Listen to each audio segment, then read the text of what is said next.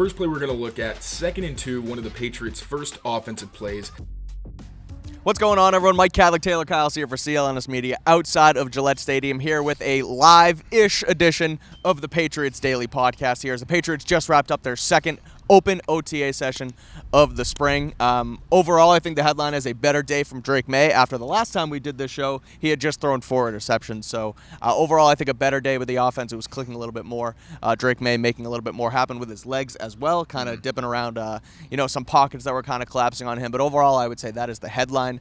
So we'll get into that in a few minutes. We'll do offense, defense, kind of dump out our notebook thoughts here on the show. But first, just on attendance, we'll start there. We can talk about who was missing today. Carlton Davis, Stefon Diggs, Caden Wallace, and 81 Austin Hooper, 4 guys that were not here at all. There were a bunch of limited guys as well. Jalen Polk, obviously the headline there as far as limited. So was Ramondre Stevenson, Mike Onwenu, a couple more limited guys that Matt I can't Collins think of. still Matt just Collins, here same without thing his uniform as well. So a couple limited guys, but overall only 4 complete absences, which is promising. Headlined by Stefon Diggs, who we touched on in another video, Mike Vrabel addressing the viral video of Stefon Diggs from this weekend on a boat. So if you want to check out our analysis on that, head over to the other video here on the channel. But overall, another promising showing for what is actually a voluntary OTA practice. Yeah, and I guess relative to the quarterbacks, I wasn't super high on it. I know that Drake Maye didn't turn the ball over, but like we talked about it in the breakdown, not all of those I thought were bad throws. If anything, the one throw that really stood out to me from that first practice we went to was the high throw that was intercepted by Del Pettis. I thought we saw a lot more of those today from both Drake Maye and Joshua Dobbs. I thought that was mostly disappointing. We didn't see very many explosive plays. We saw Kyle Williams and Javon Baker had some explosives. We'll talk about those later. But what you saw was, one, I will say, quarterbacks had some tight pockets to work from, especially when you saw Drake throwing over the middle. A lot of those throws, whether it was to Hunter Henry or to Demario Douglas, they tended to sail, right? And you do not want to throw high over the middle. Those are the passes that get intercepted. Now, Drake was lucky. None of them were, but I think this is a practice kind of similar to the last where the stat line's a bit deceiving because last time I didn't think he was quite as bad as the stat showed.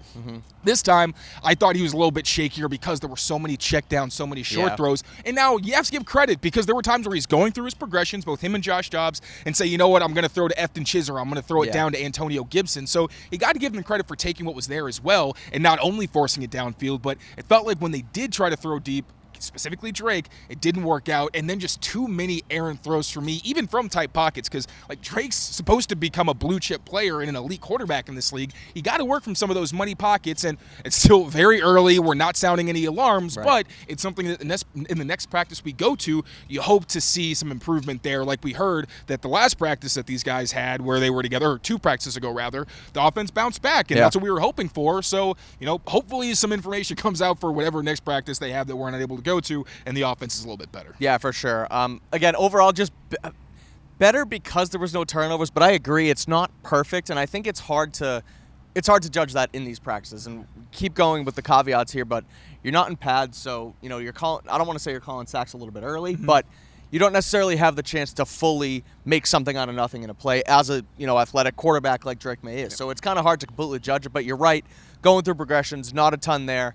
And I will say, actually, really quickly, Drake made a Hunter Henry sail route. So those outbreaking routes that are intermediate where it either flattens out or turns into more of a corner based on the coverage, they're automatic. Like you see the anticipation. You can see how comfortable Drake is because he'll throw before Hunter Henry's even come out of his break, anticipate soft spots in coverage. We saw a couple of those completions. So if I'm going to talk about what Drake didn't do well, I do at least want to throw in the highlights. That those 2 throws he made to Hunter Henry were like, yes, that is the connection that they've made. And those are the throws where it just feels like anytime it's dialed up, those 2 guys look at each other and it's like, first down. I was going to say, we'll get into some of the little, nuggets of the rest of the offensive practice, but I do think overall, that Drake made a Hunter Henry connection was money today. We saw it last year. It was, solid, and they continue to build that rapport. I think that's going to be dominant this year, and I was talking to, forget who I was talking about with it. I apologize, during practice, but Hunter Henry, not that he doesn't need to be here, but he kind of doesn't need to be here at OTAs. He's someone who he's one of the older veterans on the team. He's proven his worth, and for him to come out here, show out, be a leader, and make plays and not, be off to – not that you're not supposed to be off to the side like like Matt Collins and Morgan Moses. But for him to be out here participating the way he does just shows that he is that veteran leader that I think is going to be a captain on this team once again. Absolutely. And like you said, I was actually kind of surprised at how often Hunter Henry was in the mix, because in the last practice we saw a lot more of Jack Westover, even with Austin Hooper in the lineup. But this did seem like one where maybe they wanted Hunter Henry to get some more action. I don't know if it's because of practice or what have you. But like you said, as an older veteran who, like during a lot of the early practice, he's just with the quarterbacks catching throws, because there's not a whole lot that Hunter Henry needs to necessarily refine. It's really just making sure everything is on point. But yeah, it was really cool to see him, even late in practice, very heavily involved in a lot of those sessions. We'll talk receivers a little bit here, trying to avoid as much as possible talking about who was starting, who was not starting in different lineups. I will say Kyle Williams heavily involved in that rotation of offensive players. And I think Kayshon Boutte, we get a lot of questions on our mailbag, like, is Boutte going to make the team? Why are you guys low on Boutte? He's going to have every opportunity he can to make this team. He's is getting right there in the mix. He has the opportunity to do so. He's playing pretty well, I think, overall from what we've seen so far. So I do think that as far as, like, will he make the team, will he not make the team, I think he's on the right track as far as 2 OTA practices that we're able to watch go. But I think Kyle Williams as well getting involved. Javon Baker, we'll touch on him in a second, but just want to get your thoughts first on Boutte and also Kyle Williams being involved today. Yeah, so Kayshon Boutte, again, I wish I had seen more from him. That's really the biggest thing, is he's getting all these reps. I think he caught a curl today, but it was another practice where you just didn't really see him getting targeted very often, and that's not necessarily his fault or anything like that. But if this is the guy who has the inside track on that job, you'd like to see him be a little bit more productive. But Kyle Williams was somebody that I did see flash. He caught a deep throw. It was against Miles Battle, but based on the pictures we saw from practice, he caught a deep one on Alex Austin as well. It was one of those instances where they were excited. There was a little bit of celebration, but they got back on schedule, which is nice to see. They look like a professional football team that is not just so baffled by the fact that they have an explosive play. It has to take like multiple minutes of practice. So Kyle Williams showing off in that way, being that deep threat, because you don't really see that on this field. There's not a whole lot of guys other than the Javon Baker who really show up when the ball is thrown to them in that deep part of the field. So nice to see him flash in that way. And also, I know we'll get into Let's Javon talk Baker right now, because I'm glad you kind of mentioned it that way. First of all, filthy throw by Josh Dobbs too. Oh yeah, it was nice. Over the shoulder, right in the breadbasket, over Miles Battle to Kyle Williams. But on Javon, you mentioned just now where they make a big play and it's not overblown, this whole big thing like oh my God, we actually made an explosive play here. Javon Baker, something similar today, he caught the ball right down the field. He caught a deep ball down the field and then sort of just wanders off to the sidelines and doesn't rush back to the huddle. And Mike Vrabel was none too pleased, telling him basically, get back there, get in the huddle, we have another play to run. This isn't like a dog and pony show here. Kind of ran into him a little bit. I know Matt Collins was involved as well. Tell us a little bit about that, because you were closer than I was. And then there was also a moment where Mike Vrabel actually walked off the field with Javon Baker to kind of lean into him on what happened as well. Yeah, so Javon Baker did flash today. I do want to say that. On a day where there weren't a lot of big plays downfield, he had so one of the plays I know was a dig that he caught with really tight coverage over the middle. Believe he caught that one from Joshua Dobbs. Just looking through my notes really quick. Yes, so Javon Baker, he caught the dig. He also had a late throw versus zone where he was able to find a soft spot. Josh Dobbs kind of broke the pocket and found him. I kind of like that, just settling into the soft spot. Now, where everything kind of blew up a little bit, and this was actually the earliest part of the session, was he was targeted on a deep ball. So he's running the go down the sideline. I think he pushed off, to be honest. There was a lot of contact, but he did manage to make an adjustment and catch the ball. Looked like there was a little bit of celebration.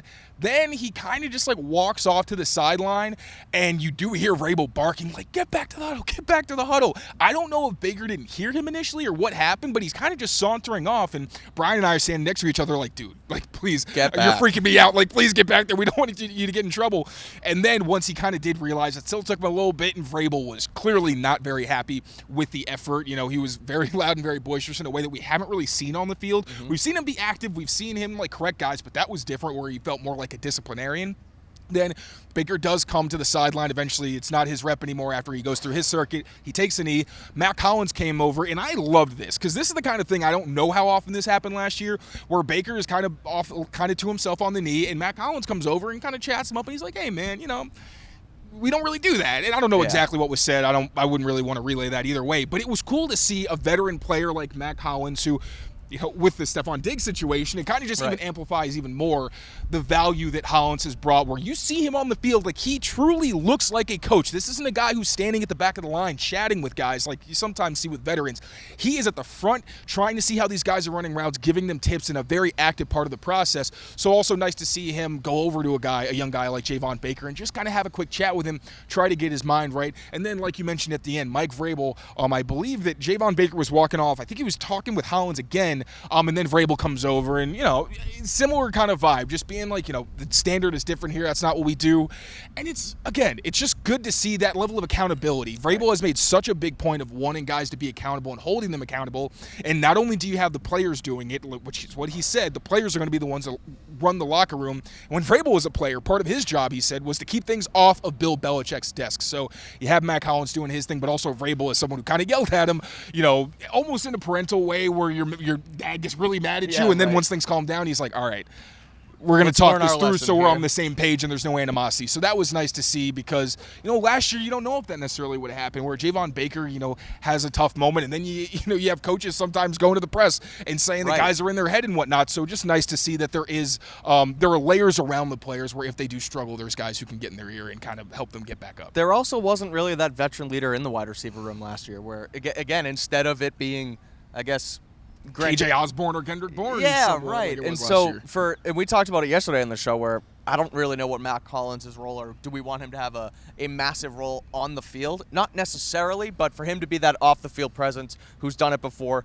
obviously knows the Josh McDaniels system here as well. And to be able to kind of walk Javon Baker through a situation like that, I thought was ultimately pretty cool to see. We'll see if it, what that ultimately bubbles into and what happens here. But some constructive criticism, I would say, is the appropriate way to kind of talk about what happened with Vrabel and Matt Collins with Javon Baker. And also credit to Javon for being the only player in these sessions that we have seen consistently make any kind of big play downfield. Last week, I don't remember who exactly it was, but I know Javon was one of the few. And then today, he was also one of the few guys who was able to show up, him and Kyle Williams, deep downfield. Couple more notes on the offense. Tyrese Robinson, as well as Sidy Sow, getting some good run at the guard position as we kind of watch Mike Onwenu being limited. A rotation on the interior, number 55, Robinson, was there a majority of the time working into the guard position, and same with Sidy Sow, who we didn't see much of last week, so I thought that was interesting. And then the fullback is back, Brock Lampy, continuing to get more reps, along with that sort of first team offense. I think that's safe to say. So Lampy was involved too. A lot of 21 personnel too, with two running backs, and Lampy was involved there. I will note that I'm curious how much that had to do with Hooper, because last time we were on the field, Jack Westover was more of the fullback. Now, obviously, you're hoping that Lampy's showing them enough that he's getting some more role. And we also saw Westover at fullback, so I do wonder how exactly that rotation worked and whether, there were packages where Westover was the tight end and then Lampy was the fullback. So, maybe a little bit of the veterans not being there, but still, hopefully you put some good stuff on the field. It's hard because you're not running full speed. Right. As a fullback, it's really just, are you going to your assignment? And that's kind of hard for us to know. But it was cool to see him get involved, at least in that capacity. When you mentioned the guards, bizarre to me that Layden Robinson is not getting, I'm not going to say where he's playing, but he's not being used the way I thought he was going to be as someone who was a starter last year. Now, I do think there's maybe an element of veterans getting a little bit of the differential treatment. Yeah, sure. But it's just been kind of confusing for me because I thought Layden finished the season really well, but it's still very early. The pads haven't come on. That's when really guys start winning jobs like we saw. The offensive especially line as someone whose strength is a run blocker. Exactly. So it's still very early. I don't want to make a big deal out of it. I don't really understand why Layden isn't getting more looks as someone who seemed very coachable,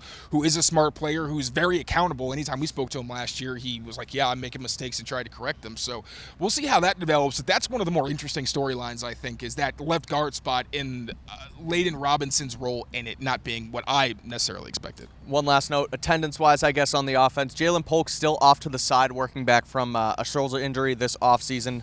Getting plenty of run, though, when that first-team offense, and where I guess when the offense is working in general, on one side of the field, Polk has stayed consistent with a coach, running routes, trying to stay active, and essentially looks like he's, not that he doesn't know the playbook, but kind of running through different scenarios, knowing where to be on the field, etc. And then was finally involved within the offense in the last period of practice with a yellow jersey on, non-contact jersey in a non-contact period. But basically, stay the F away from Jalen Polk was kind of the thought process there. And then Ramondre Stevenson, at practice again after he was here last week as well, but did not participate in team drills, was off to the side working back as well. So I was curious. He mixed it a little bit at the end when they were doing like Pope, walking through. Yeah, at like the same literal time? walkthroughs, Okay. yeah. So I was going to kind of ask you there what your thought on the running back room was today without Ramondre kind of rolling in there. I'll say one thing. Lan Larison was targeted a lot. Now, Yeah. again, this was a day where the quarterbacks checked down a ton, but Josh Dobbs was throwing to him quite a bit. Also, I believe Woolridge got him the ball a couple times, so that was probably what stood out. But again, it's a passing camp. Yeah. There's not a whole lot these running backs could do. TreVeyon Henderson, actually, so early on in the practice, he caught a ball, and there was a defender right in his face. Man, really impressive. I think it was a spin move or something to get away. That caught my eye. Fast. Yeah, but he also caught my eye because I believe he had a drop on a swing screen. That wasn't great. Regular mistakes are going to happen. Just get better. But, yeah, from not being able to tell a whole lot from the running back room, Lan Larison was targeted very heavily with the backup quarterbacks, and then you had TreVeyon Henderson with the highlight, but also a low light later in the practice. I know that we're really focused on offense because that's what the fans want to know, and that's kind of where the highlights is with Drake Maye, etc. But defense was out here as well. Yep. A couple notes on them before we get out of here. Two things I noticed. One, Marte Mapu, after not participating last week, back out there today. And then rookie Joshua Farmer, who was not here at all the last time we were here, really stood out. 2 plays in a row. The first one gets by Wes Schweitzer and immediately wreaks havoc in the backfield. Next play goes up and bats down a ball, I believe, from Josh Dobbs. I forgot the quarterback. It was Dobbs, I think. He made a nice play there, too. So he sort of made his presence known the first time we've been able to see him out on the field. Yeah, that was really impressive. Keon White was able to beat a 2-hand punch from Will Campbell. I know Evan caught that. Brian and I saw that he was in the backfield when Drake let a throw go, and it probably would have been a sack, in all honesty. But it was also something from Keon. He's been outside a lot. Yeah. Because you have Milton Williams and Christian Barmore. Keon was an elite interior rusher, but it seems like in this regime, because you've already got 2 very highly paid blue chip players on the interior, I would expect to see Keon White on the edge significantly more. Also thought it was notable that Marcus Jones really took over for Carlton Davis, and Alex Austin getting quite a bit of run on the inside, similar to what we saw last year, which makes a lot of sense because on this defense, you're probably, obviously injuries hit, as we know, but it's going to be tough for him to get a role outside with Christian Gonzalez and if Carlton Davis does stay healthy. So the best role for Alex Austin probably is carving out some kind of a role in the slot. We'll see if he can do it, especially once the pads come on, because it's not just about coverage. It's also about physicality and run defense in that area, too. A good note before we close things up, just on the safety room, Jabril Peppers spoke after practice and talked about rookie Craig Woodson, yes. saying that he likes him, he's smart, he's savvy, doing a good job soaking up what the coaches want him to do. I thought that was a noteworthy quote, not that he's going to say anything bad about Woodson, but the fact that, he's actually impressed by what he's seen from the rookie so far. He's someone that when they drafted him, we kind of reacted in not as much of an excited way. I didn't really know who he was, to be honest. So, but someone who has been impressive out here so far. We've seen a decent amount of him, and for Peppers to kind of give him his flowers, I thought was pretty cool. And it's easy to see why. Now, Peppers kind of gave him a little bit of shit because he came from Cal, so you're in the Pac-12. It's not the toughest competition, right? But he was in a secondary that had a lot of NFL principles where you're playing all over the place, you're spinning the dial coverage-wise. So, Woodson obviously very different coming to the NFL, but he's been someone who has kind of that Kyle Duggerness to him, where he's around the ball a lot. With Duggar, like every summer when he's on the field, you hear that he's caught like an interception every day. Yeah. And sometimes I swear it's just the quarterback's throwing right to him. It's just a ball magnet kind of vibe. Woodson has that. He almost picked off a high throw early in practice. There was also a seam ball that Dobbs threw, I believe, to Jaheim Bell. Beautiful ball. Jaheim Bell made an incredible play to dive and catch it down the seam, but Woodson was all over him, like literally on his back, to where you had to see Jaheim Bell get up and celebrate before you knew what exactly happened. And Woodson also, there's injuries at safety. That plays a part of it, but he seems like somebody who could have a pretty significant role early on, even with all the veterans on this defense. So Craig Woodson, I said I thought he could potentially start. We haven't quite seen that yet because, again, he's still a rookie, but he is showing the talent. He's around the ball and in places where he should, at least to the naked eye, while we're out here. Robert Kraft out here at practice today as well. That was a note. He was involved. Andres Borregales goes 3 of 4. John Parker Romo goes 4 of 4 kicking.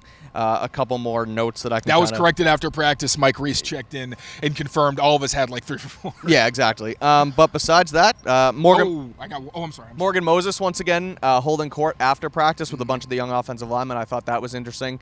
But that's pretty much what I have. Taylor, one more thought before we get out of here. Yeah, last thing I had to say, Efton Chism, he just looks like a pro out here, and I know people want to throw a wet blanket on that for whatever reason. Jackson because, as we said, no, he is not Julian Edelman. Right. But one, when he's running routes, there's no wasted movement. And it just stands out when he catches the ball. It does not move. He's got suction cups for hands.